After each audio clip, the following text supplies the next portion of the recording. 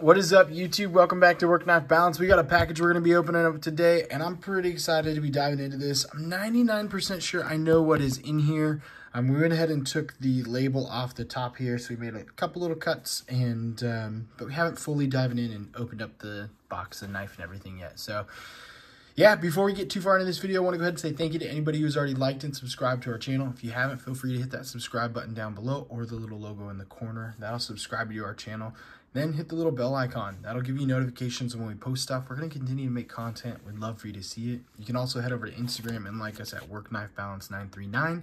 It's a great way to communicate with us. Let us know what you want to see, what you don't want to see, what you like, what you don't like, all that kind of jazz. And just communicate with us. And yeah, be part of the knife community. So we'll go ahead and dive into this a little bit more. Let's get that. Pull this off screen real quick. This cut, around this cut. Our unboxing knife today is the Jack Wolf knife Gunslinger Jack in the Arctic Storm Fat Carbon. Absolutely love this knife. Jack Wolf, please make more locking knives. I know you've said you're going to. I would love to see them sooner rather than later because they're awesome and I need them in my life. All right. This is exactly what I thought it was. This is going to be a CMB made knife. This one, I have no idea how to say the name of the knife. It starts with a K, so we're going to call it the K-Berg. It's like Kawanagari, Kawana-Agri. I don't know.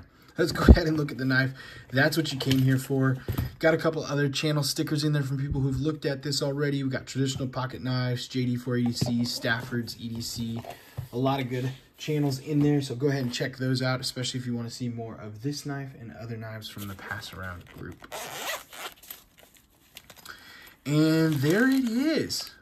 Comes with a nice little cloth. Nice case, pretty large case. It's probably just a standard case for different knives. And this is a lot smaller than I thought it was going to be. Go ahead and set the case to this side. This is a lot smaller than I thought it was going to be. I did not imagine. I mean, I didn't think it was going to be a beast, but I didn't think it was going to be this small. This is like Rat 2 size. This is pretty small for sure. So we've got a front flipper with, woohoo, look at that blade. That is something straight out of Aladdin. This looks like it's from the Disney movie Aladdin to me, and we're taking it back to Arabian Nights. I don't know. I mean, this is definitely aesthetics over usage, in my opinion. But, yeah, let's go ahead and do some quick side-by-side comparisons and measurements of this bad boy. Tip to tail. We're looking at 7 inches exact almost. On the blade length, we're looking at 3.15. Cutting edge, right about 3 inches. You drop a little bit in here. Not for a choil, because it doesn't really look like it has a sharpening choil. I just think it's cutting down there as well. I keep getting these little pieces of tape stuck to my finger. So, yeah. We'll go ahead and look at this knife. Before we do the comparisons, there are some really cool things about this bad boy. One, I really like the carbon fiber inlay they did here. I like fat carbon. I like carbon fiber. I like when there's a little bit of color to it. But because they had the color on the anodization here, on the titanium, this is really cool with those silver shreds in there. I believe it's aluminum that just kind of goes through the carbon fiber as well. So the action is real snappy. It's real nice. It's a front flipper, so you got to be able to do that. Only the one deployment method. You can do different front flip methods on it. You can use your finger, reach around over the top right here. You can do the Bic method over the top like that. And then possibly you might be able to get up high and do, nope, not happening.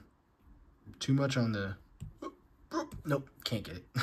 So looks like you got a couple different deployment methods for that front flipper, but it is gonna be front flip only. There's some really nice kind of like stair step down milling to add a chamfer effect around the edges of this knife here. And it happens on both sides too. So that's kind of cool. I like that. This knife, I would say they did aesthetics over ergos because it is small, and when it's closed like this, it's easy to just kind of like hold it, conceal it in my hand. And I don't have a large hand. I wear a large size glove, but I would say I have an average hand. So you can hold it and feel it like this, fine. But when you have this bad boy open, it's weird. You can't choke up because there's right here now I'm on the blade. So you can't really choke up. You got to stay back here. And although this feels great in my hand for my thumb, that like edge right there, if you push too hard, because it's so thin on that backside, it kind of feels like you're pushing into a dull blade. Like it's not, ergos on this thing aren't my favorite, but there are times where knife companies, knife makers, knife designers will choose aesthetics over ergonomics, and I think that's what they did here.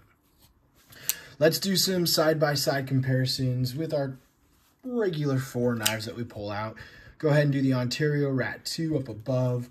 Go ahead and do the Rat 1 up above and Rat 2 down below. And kind of like I thought, it's going to be really close to that Rat 2 there. So the Rat 1 is much larger in size.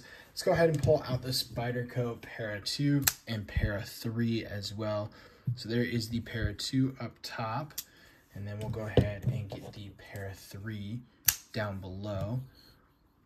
So it is going to be in that smaller size knife. It's going to be more of a compact knife.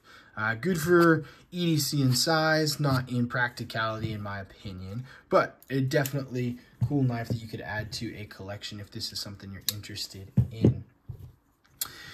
Yeah, I don't know. This is kind of wicked.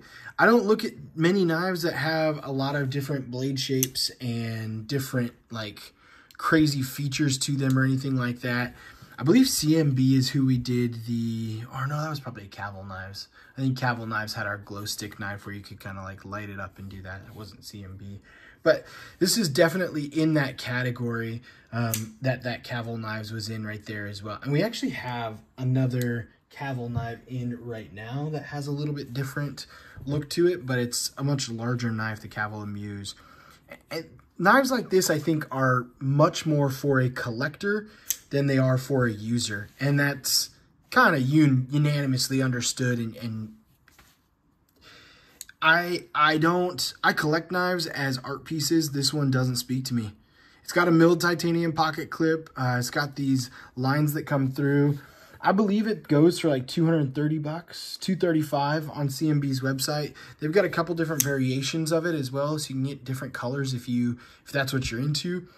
But there's just nothing about it that stands out and says yes about this to me. Without the waves, it's kind of a plain Jane knife, really, with a spear point. If you take the waves out and the curves out, it's just a plain Jane knife with a spear point that someone added a wiggle to. And it's not bad, but it's not for me. I think all the materials that they put together, they have a really good price point for the knife. You got the titanium frame lock here. You got S35VN for the steel on the blade. You got the ceramic caged ball bearings. I think it actually says S35 somewhere in here. I'm not seeing it anywhere. It is on their website as S35VN though. So S35VN steel for the blade. You've got a really nice titanium frame lock. It has a good girth to it. It's got a good kind of, it's not too thick, it's not too thin. You've got that small little backspacer at the bottom. The front flipper is nice on it. It is real snappy and whippy. It is a cool little knife. For $235, is it worth it? Yeah, if this is what you're into, but it's not necessarily the knife for me. I do like how there is no hardware showing at all on the front face. That is a really cool thing about this one. No hardware on the front face right there means it's kind of like don't have to worry about anything. It just is a very plain Jane simpleness to it. And then on this backside, you've got just the one hardware showing. So I like that. It's very minimalist. It's very simplistic. It's very sleek and elegant looking. But other than that, I don't have much to say about it. So I'm going to go ahead and pass it on. And yeah, if you want to check it out more, go ahead and Google it, find the reviews on there, look in the Pass Around channel. I will post a link to CMB's website where you can find this down below. And until next time, TTFN.